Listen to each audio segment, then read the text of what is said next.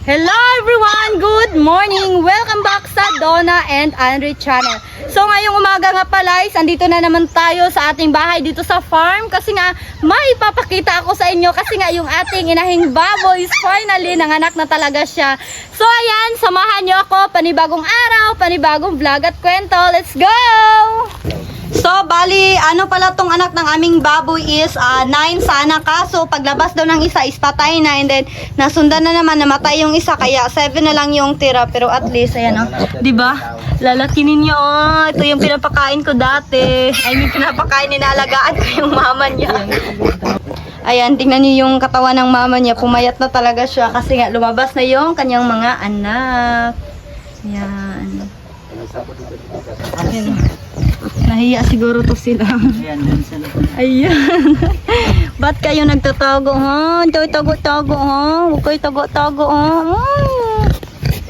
Gaganda ng kanilang ano, kulay, puti. And then itong isa oh, may itim tsaka puti. Alam nyo ba sa 7 nilang magkakapatid, isa lang talaga yung babae tapos 6 yung lalaki. Ayan.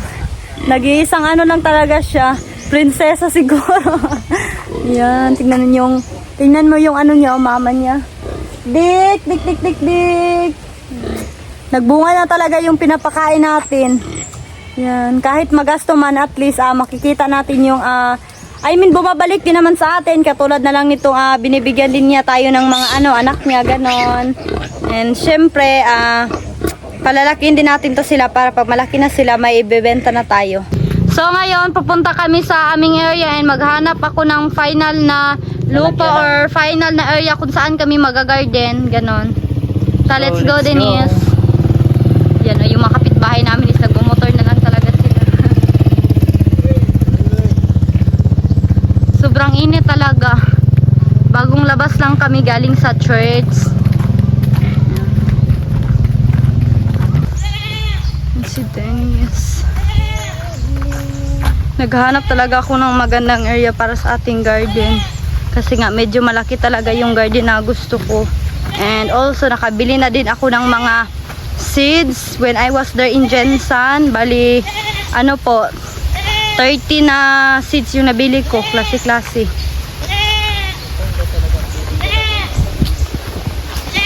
Ipon siya ang tadri, no?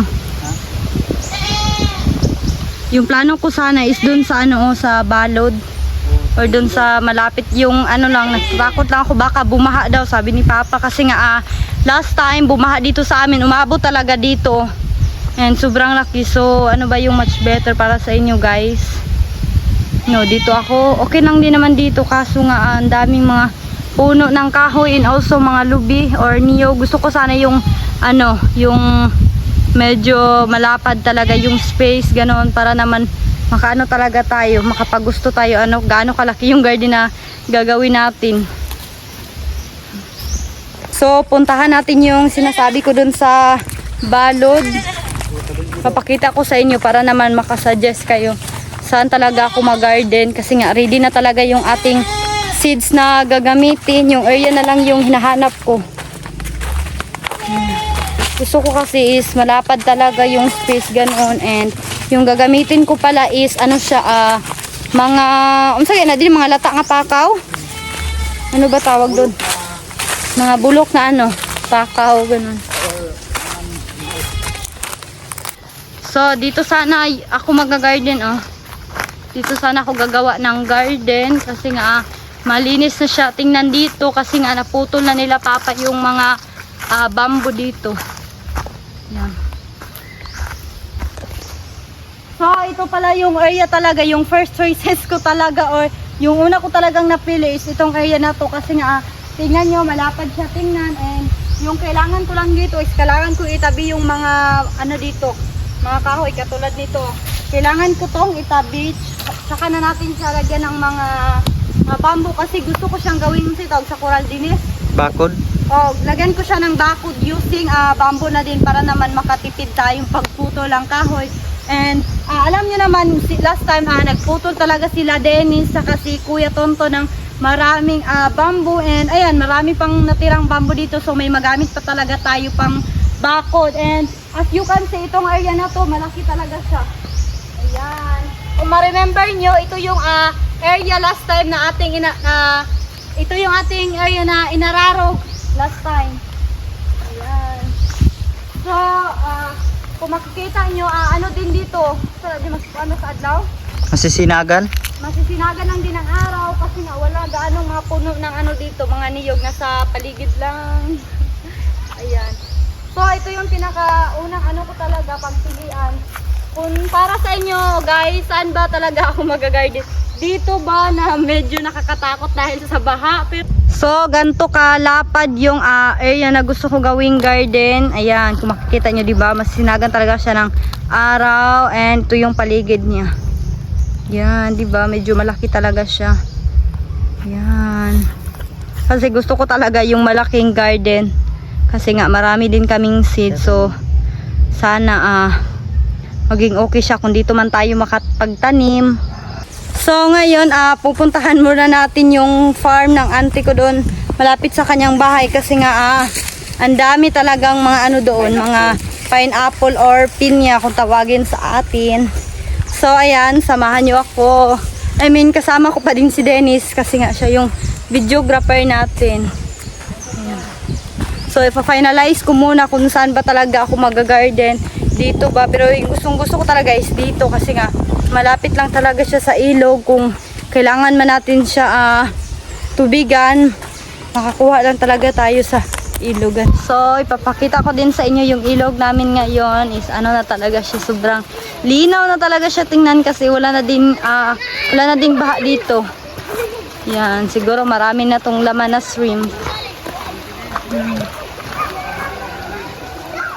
And dito pa lang may nadaan na kaming pinya. Pero di tayo manguha dito ha. Ayan. May nakita din si Dennis dito. Yan, nalaki ng pinya nila. So doon pa talaga kami pupunta sa taas. Kailangan pa namin umakyat doon. Yan, dito tayo mangita. Dito tayo maghahanap ng pinya.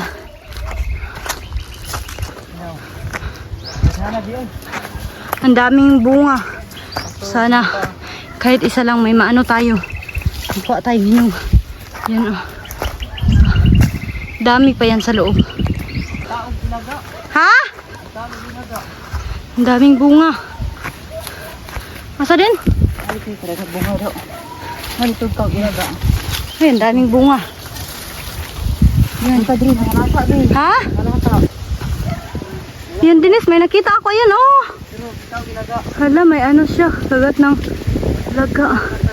Yan, oh. Yung mga puno. Yan, daming bunga. So, ayan, kukunin na lang namin to.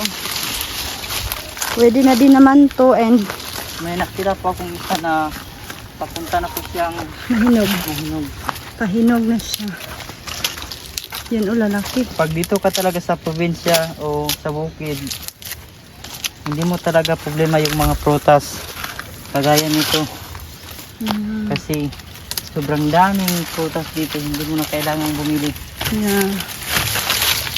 So ito na yung ating dalawang pinya. Ayan, tingnan nyo, lalaki talaga. Wow. So dito na lang namin sa kakainin sa bahay ng aming tita. So ito na yung ating pinya. Wow. Sarap ito. And may anik kami dito asin. Sausawan. So ayan, na-slice na ni Kuya Dennis yung ating pinya and ngayon ready to eat na talaga kami.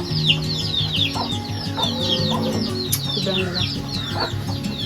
Wala po kaming suka, so ito na lang asin yung gamitin.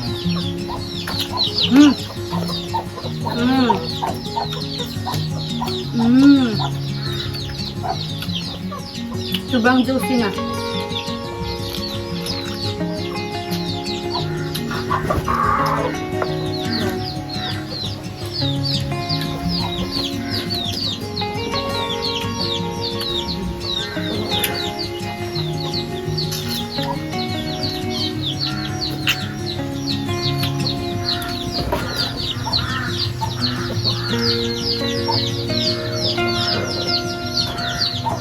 Sobrang sarap niya.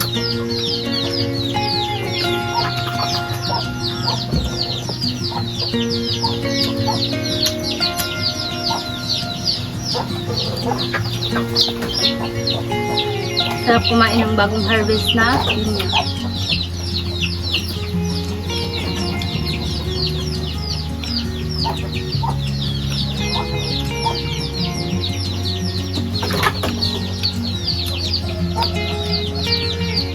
May suka na.